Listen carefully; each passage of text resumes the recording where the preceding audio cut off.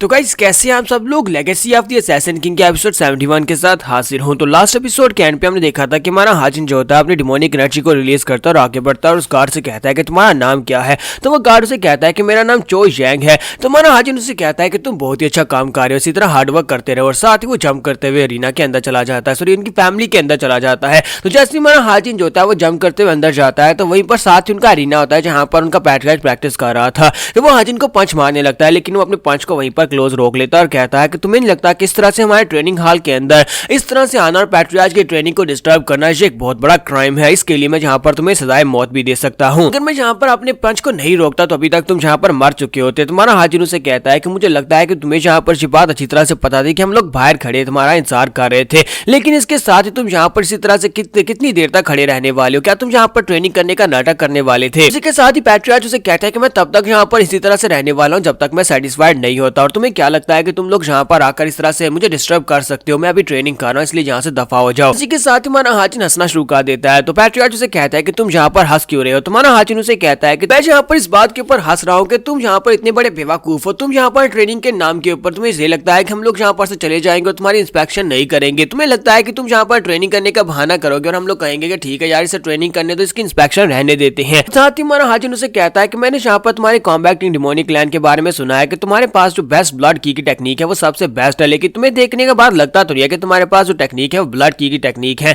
तो ये बात सुनने के बाद पैट्रियार्च उसे कहता है कि तुम सिर्फ एक बच्चे हो जिसको यहाँ पर इंस्पेक्टर जनरल का टाइटल दे दिया गया है और लगता है कि ये इंस्पेक्टर जनरल का टाइटल जो है वो तुम्हारे सर चढ़कर नाच रहा है। इसी वजह से तुम्हें यहाँ पर समझ नहीं आ रही कि तुम किससे बात कर रहे हो और कैसे बात कर रहे हो। हाजिन उसे कहता है कि अब मुझे यहाँ पर अच्छी तरह से समझ आ गई है कि डीमन एम्परर ने यहाँ पर तुम्हारे क्लैन के इंस्पेक्शन के ऑर्डर्स क्यों नहीं दिए। बाकी सभी क्लैंस को इंस्पेक्ट करने का कहा गया, लेकिन तुम्हारे क्लैन के बारे में डायरेक्ट ऑर्डर्स है कि तुम्हें शट डाउन कर दिया जाए। तो ये बात सुनने के बाद पैट्रियार्च कहते हैं क्या तुमने क्या कहा कि हमें शट डाउन करने के ऑर्डर्स दिए गए हैं? तुम्हारा हाजिन उसे कहता है कि हाँ यहाँ पर हमें तुम्हें शट डाउन करने के ही ऑर्डर दिए गए हैं। यहाँ पर आने के बाद मैंने इस बात को क्लैरिफाई भी कर दिया क्योंकि तुम लोग यहाँ पर किसी भी तरीके से हमें यहाँ पर कोऑपरेट करने को तैयार नहीं और ऊपर से तुम्हारा गार्ड कह रहा था अगर डीमन लॉर्ड खुद यहाँ पर आ जाए तभी वो तुम्हारी ट्रेनिंग को डिस्टर्ब नहीं कर सकता। क्योंकि पैट्रियार्च लाकर उसे कहते हैं कि इस बात का क्या मतलब है, कौन जहाँ पर हमारे क्लैन को शट डाउन करना चाहता है? हाजिन उसे कहता है कि मुझे और ज्यादा डिस्कस करने की जरूरत नहीं है, इंस्पेक्शन कंप्लीट हो चुकी है, अब यहाँ पर तुम्हारे क्लैन को शट डाउन करने का वक्त है। या तो तुम यहाँ पर मरकर अपने क्लैन को शट डाउन करो या फिर यहाँ पर खुद से इस क्लैन को शट डाउन करने का फैसला करो।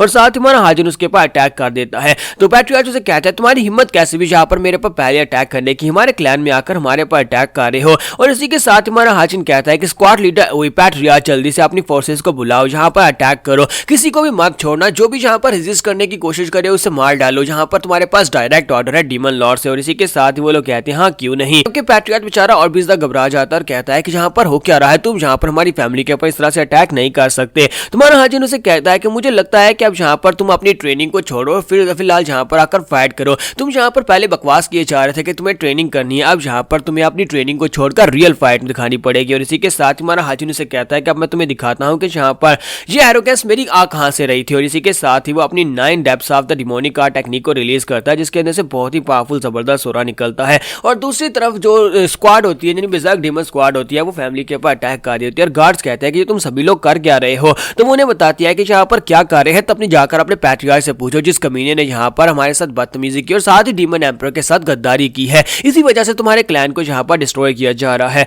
और यहीं पर हमारा डोंगपिल भी होता है जो कि अपनी वाजरा यक्षा बॉडी को यूज करते हुए उनके ऊपर अटैक कर रहा होता है। साथ ही पैट्रियार्च गोंगयोंग भी होते हैं, वो भी अपनी आर्मी को लेकर वहां पर उनके ऊपर अटैक कर रहे होते हैं। गोंगयोंग पैट्रियार्च होते हैं, उनके पास सीकिंग गार्ड्स होते हैं जो कि उनकी अपनी आर्मी होती है। तो वो अपनी आर्मी को वहां पर ऑर्डर्स दे रहे होते हैं कि किस तरह से तुम्हें यहाँ पर इन सभी के ऊपर अटैक करना है, किस तरह से इन सभी को कैप्चर करना है। इसी तरफ हमारा हाजिन जो होता है वहां पर अपनी टांग उठाकर पैट्रियार्च के ऊपर एक किक मारता है। तो पैट्रियार्च उसकी किक को ब्लॉक करते हैं, लेकिन इसी के साथ उसकी हाथ की हड्डियां टूट जाती हैं। वो कहते हैं ऐसा कैसे हो सकता है कि मैंने अपनी सारी की सारी ब्लड की को अपने बाजू के अंदर इंप्यूट किया था ताकि मैं इसकी किक को ब्लॉक कर सकूं, लेकिन फिर भी यहाँ पर इसको ब्लॉक नहीं कर पाया। आज ये है क्या ये एक मॉन्स्टर है, यहाँ पर इतना पावरफुल कैसे हो सकता है? तो हमारा हाजिन जो होता है उसके पास स्ट्राइक्स लगा रहा था और उसके ऊपर अटैक कर रहा था, जिसकी वजह से मास्टर पैट्रियार्च जो होता है उसके सामने टिक नहीं पा रहे होते। वो कहता है कि मुझे लगता है कि ये लड़का जो है ये डिमोनिक पीक तक पहुंचने वाला है, ये सुप्रीम पीक का एक मास्टर बनने वाला है। नहीं, ये सुप्रीम पीक नहीं बल्कि ये अल्टीमेट डीमन बनने के बहुत ज्यादा करीब पहुंच चुका है। उसके ऊपर जब हमारा हाजिन तलवार को घुमाकर उसके ऊपर अटैक करता है तो पैट्रियार्च की चेस्ट के ऊपर एक बड़ा सा कट लग जाता है। तो इसी के साथ ही पैट्रियार्च कहता है कि ये वाकई में अल्टीमेट डीमन बनने के बहुत ज्यादा करीब है।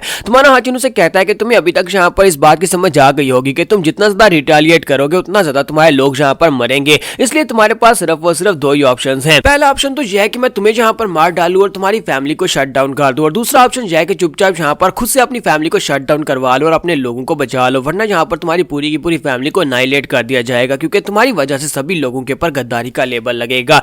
जियोक्सा फैमिली और ग्योंगयांग फैमिली के लोगों ने भी यही सेम किया था। उन्होंने यहाँ पर इंस्पेक्शन से मना किया और उसके बाद में बताया कि उनके साथ क्या हुआ है। मैं यहाँ पर तुम्हें भी यही ऑप्शन देने वाला हूँ। तुम यहाँ पर अपने क्लैन को चुपचाप शट डाउन करना चाहते हो या फिर अपने क्लैन को कंप्लीटली एनाइलेट करवाना चाहते हो? जल्दी से यहाँ पर फैसला करो कि तुम्हारा फैसला क्या होने वाला है। तो कॉम्बैट किंग फैमिली का पैट्रियार्च होता है, वहां पर अपने क्लैन को शट डाउन करने का फैसला करता है। इसके बाद सातों फैमिलीज की इंस्पेक्शन जो होती है कंप्लीट हो जाती है और जनरल स्ट्रेटेजिस्ट जो होते हैं वो डीमन एम्परर से कहते हैं कि रिपोर्ट कंप्लीट हो चुकी है। तो वो कहते हैं कि ये तो बहुत ही अच्छी बात है। तो डीमन एम्परर जो होते हैं वो जनरल स्ट्रेटेजिस्ट से पूछते हैं कि थर्ड यंग मास्टर की परफॉर्मेंस के बारे में तुम्हें क्या लगता है? तो जनरल स्ट्रेटेजिस्ट कहता है कि जितना मैंने उसके बारे में सोचा था उसने उससे ज्यादा अच्छा करके दिखाया है। हालांकि शुरुआत में जियोक्सा फैमिली में काफी ज्यादा गुस्सा हो गया था, लेकिन उसके बाद उसने चीजों को बहुत ही अच्छे से संभाला है। सबसे स्पेशली यहाँ पर उसने ग्योंगयांग फैमिली के पैट्रियार्च को अच्छे से संभाला। मैं यहाँ पर यही सोच रहा था कि वो कॉम्बैट किंग फैमिली के क्लैन को यहाँ पर कैसे शट डाउन करेगा। उसको शट डाउन करने के लिए उसने ग्योंगयांग फैमिली के पैट्रियार्च और उनकी फोर्सेस की मदद ली है। मन किंग उसे कहते हैं कि अच्छा तो ये बात है। ग्योंगयांग फैमिली का पैट्रियार्च जो है वो काफी ज्यादा सेल्फ प्राइड वाला इंसान है, वो इतनी आसानी के साथ मान कैसे गया? जनरल स्ट्रेटेजिस्ट उसे कहते हैं यही तो हैरानी की बात है कि यंग मास्टर ने उसे यहाँ पर परसुएड कैसे कर लिया। पता नहीं उसने कैसे किया, लेकिन उसने ग्योंगयांग फैमिली के पैट्रियार्च को मना लिया, उसे अपना साथ देने के लिए मनाया और उसके बाद उनकी फोर्सेस को लेकर जाकर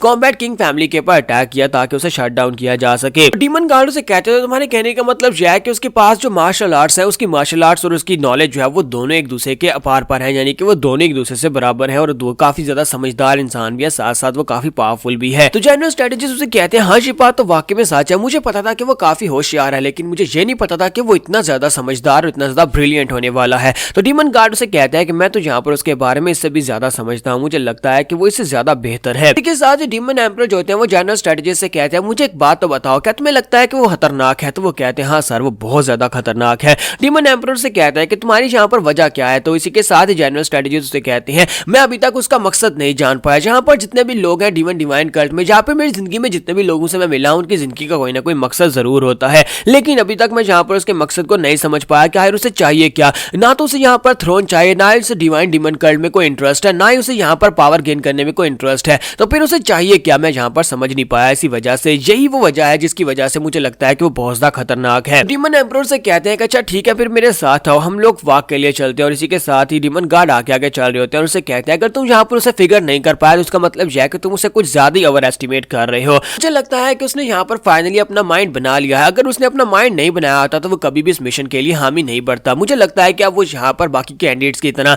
मेरी कुर्सी के लिए फाइट करना चाहता है, इसी वजह से उसने यहाँ पर इस मिशन को एक्सेप्ट किया है। डीमन एम्परर कहते हैं क्या उसने कहा कि वो वापस आ रहा है? तो जनरल स्ट्रेटेजिस्ट उसे कहते हैं कि नहीं अभी तक यहाँ पर मुझे इस बारे में कुछ भी नहीं पता। उसने यहाँ पर यही मैसेज भिजवाया कि सातों फैमिलीज की कंक्लूजन जो है वो कंप्लीट हो चुकी है, लेकिन वापस आने के बारे में कुछ भी नहीं पता। साथ ही डीमन एम्परर से पूछता है कि वो स्वर्ड पैलेस के लोगों का क्या, वो इस वक्त कहां पर है? तो यहाँ पर हम लोग अपने एपिसोड 71 का एंड करेंगे। नेक्स्ट एपिसोड में देखेंगे जब हमारा हाजिर स्वर्ड पैलेस के लोगों के साथ बैटल में एंगेज करेगा, क्योंकि डीमन एम्परर जो है वो यहाँ पर इसे एक और मिशन देने वाले हैं। एपिसोड की एक्सप्लेनेशन अच्छी लगी हो तो कमेंट करके जरूर बताइएगा। वीडियो को लाइक करना मत भूलिएगा। Thank you.